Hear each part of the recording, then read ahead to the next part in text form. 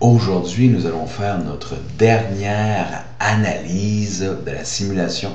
On va prendre la simulation A et nous allons analyser la période précédente, donc la 9e période. La 9e période est très intéressante parce qu'on voit qu'il y a un changement à la tête. Eskimo a été à la tête pendant plusieurs périodes. Maintenant, Nova Mare est passé à la tête de la simulation A avec 964 $ de la valeur par 364 $ de la valeur par action, tandis qu'Eskimo a 354. Alors, est-ce qu'Eskimo va reprendre la tête à la 10e simulation pour sortir grand gagnant, ou est-ce Nova Mare qui va partir à l'épouvante pour encore creuser son avance à voir dans la simulation de mercredi à 20h. Alors, qu'est-ce qui se passe? Bon, on voit que Nova Mare, on fait des profits à 651 000, tandis qu'Eskimo, à la 9e simulation, par rapport à Nova Mare, on fait une contre-performance à 327 000. Alors, c'est pour ça que Nova Mare est passé à l'avant. Il suffit par contre que nos amis d'Eskimo fassent une très bonne performance ou une bonne performance supérieure à celle de Nova Mare pour reprendre leur tête. Alors Nova Mare, prenez une bonne décision à la dernière. Qu'est-ce qui se passe avec Epsilon et Seahawk? Allons voir les actions. On voit que Seahawk est en 3e position, donc très bonne position. Et Epsilon est en 3e avant-dernière position.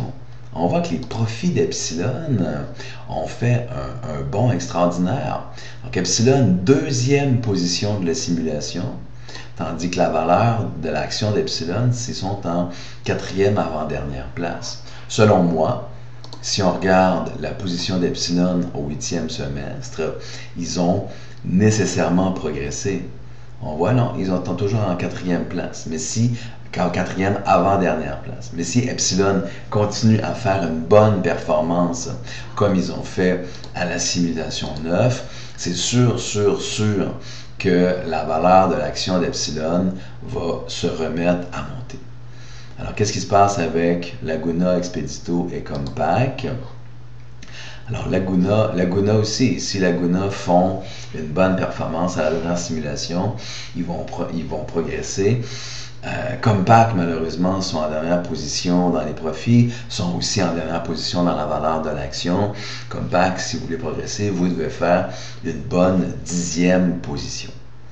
Alors, dans les ventes, allons voir dans les ventes. Donc, on voit Seahawk, Nova Mare, Epsilon, les meilleures ventes de la période 9. Est-ce que ça correspond au profit? Nova Mare, Epsilon, Seahawk. C'est parfait. Lorsque les ventes correspondent au profit, ça veut dire que tout est bien aligné. Le prix est bien aligné avec la qualité, le coût est bien aligné avec la qualité, alors tout est parfait. Regardons la dernière position, Neptuna Expeditio Compaq. Neptuna, donc dernière position dans les ventes, c'est normal qu'il fasse peu de profit. Compaq, avant-dernière position dans les ventes, c'est normal aussi qu'il fasse peu de profit. Mais si vous regardez, Compaq est à 2 600 000. Neptuna, 2 300 000. Dans les profits, Neptuna fait quand même 224 000 de profit par rapport à Compaq, moins 27 000. Donc, il y a une différence de 250 000 entre les profits de Neptuna et de Compaq. Par contre, Compaq fait des ventes de 300 000 de plus que Neptuna. Compaq, c'est pas normal. C'est pas normal de faire autant de ventes, 2,6 millions, et de faire une perte. Alors, comment ça se fait que Compaq ont fait des bonnes ventes, quand même mieux que Neptuna, mais ont quand même fait des pertes? Allons voir les rapports. Mettons-nous dans la peau de Compaq. Alors, qu'est-ce qui se passe? Allons commencer par voir la structure du marché. Le marché a augmenté. Il est passé de 120 000 kayaks en demande à 169 000. Et dans l'offre, on est passé de 137 à 152. Donc, bravo. L'offre a augmenté en même temps que la demande. Par contre, la demande est excédentaire par rapport à l'offre. On aurait pu vendre plus de kayaks. Compaq, ils ont tout de même produit 11 200 kayaks. On voit que c'est dans la moyenne. On voit Neptuna ont seulement produit 6 000. Alors, est-ce que Neptuna n'ont pas fait beaucoup de ventes parce qu'ils n'ont pas vendu assez? Possiblement. On va pouvoir le constater tantôt. Donc, allons voir Compaq. Donc, Compaq ont fabriqué pour 11 232. Alors, nous sommes dans Compaq. Ils ont vendu combien? Allons voir l'inventaire. Alors, dans l'inventaire, on voit qu'il leur reste 5 244 kayaks. Ils en avaient 3 700. Ils en ont fabriqué 7 500. Ils en avaient 11 232 en main. Ils en ont vendu 2 256 du 7 500 et ils ont vendu l'ensemble de leur production passée. Il leur reste encore 5 000 kayaks. Alors, Compaq, comment est-il possible que dans un marché où la demande est excédentaire, il vous reste tout de même 5 244 kayaks? Il y a quelque chose qui ne marche pas, là. Selon moi, votre prix est peut-être trop élevé, de sorte que les clients ne veulent pas vous acheter. Allons voir le tableau de bord. Allons voir la qualité de Compaq. Compaq a une super qualité. Une qualité qui est vraiment, vraiment bonne. OK? Allons voir le rapport de Compaq. Donc, allons voir, pas le rapport de Compaq, mais les prix. Compaq, prix. Alors, qu'est-ce qui se passe avec le prix de Compaq? Compaq a une très, très bonne qualité. Alors, devrait avoir un prix élevé. Ah, ils sont où, Compaq? Compaq, ils sont ici. Donc, Compaq, on voit, qu'est-ce qu'on observe ici? 450, 450. Compaq ont fait le prix des kayaks passés égal au prix des kayaks présents. Alors, là, ça veut dire qu'ils ont cannibalisé leur marché de kayaks présents. Le prix des kayaks passés devrait toujours être plus bas que le prix des kayaks présents, parce que ce sont des kayaks qui sont, on pourrait dire, pas passés date, mais qui sont de la mode passée. Si vous regardez toutes les autres entreprises, le prix, sauf Mangrove, le prix de leur kayak passé, Mangrove et Kayako, le prix de leur kayak passé est souvent, en fait toujours, un peu plus bas que le prix de leur kayak présent. De sorte que ça fait en sorte que les ventes du kayak présent ne sont pas cannibalisées. Ensuite, qu'est-ce qu'on observe? Compaq, on observe que leurs prix sont les plus élevés. Mais, on se souvient dans la qualité tantôt, la qualité de Compaq n'était pas la plus élevée. La qualité de Compaq, elle était la deuxième après Epsilon.